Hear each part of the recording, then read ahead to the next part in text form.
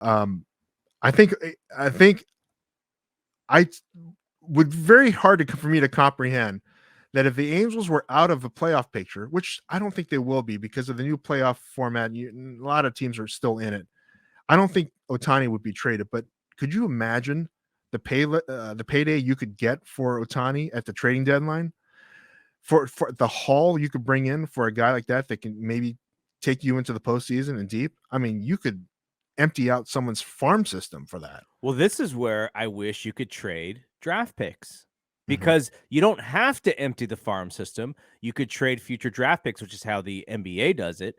And you're out of drafting, but I would love to see some numbers on the baseball draft and having a first round pick and how much of that is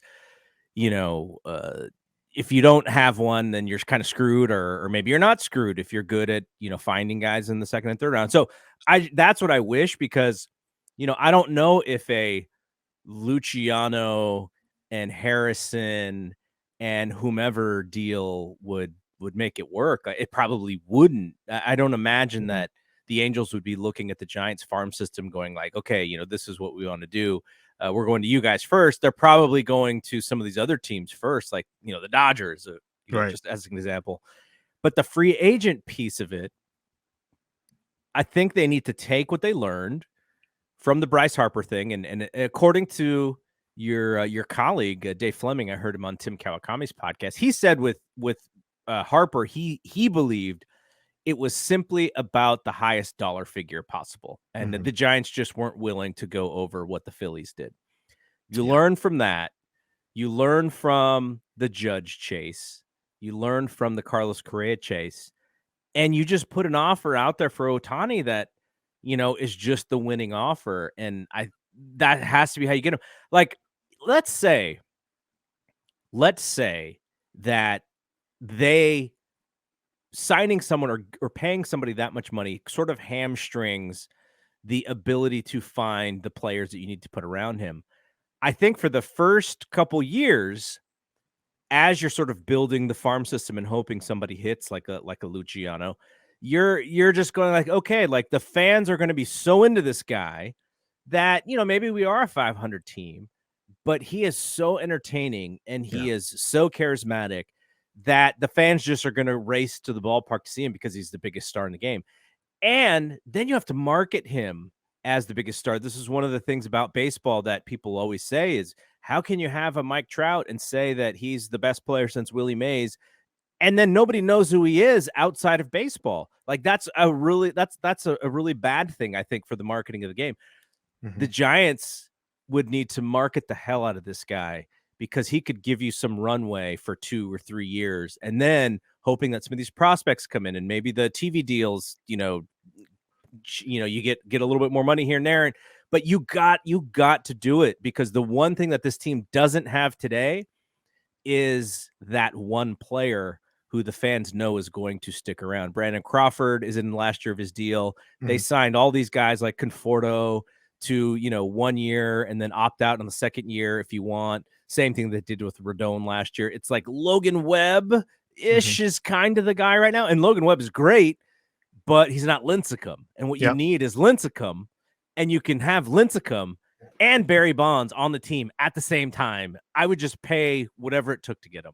Yeah, and that's what the other factor you mentioned is very, very poignant, is that Ohtani transcends being a fantastic and all-time great baseball player in his career so far with his marketability. If the Giants had signed Judge, season ticket sales may have doubled this year.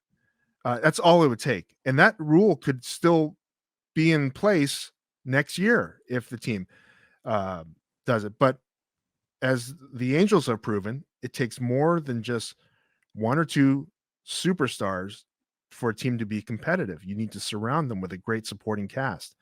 And I think that's why the Giants would not be one to go all in for any kind of trade deadline. That's just my opinion. Yeah, no, I agree with you about like that. And you save all your, you save it up, and here's what our battle plan is as we go into the winter meetings, as the offseason happens. What are we going to do here to possibly land this guy? What will it cost us, and what will we get back? Advertising. That's one of the big reasons why the Angels signed Albert Pujols, was to get them on get Angels baseball on billboards all around Southern California.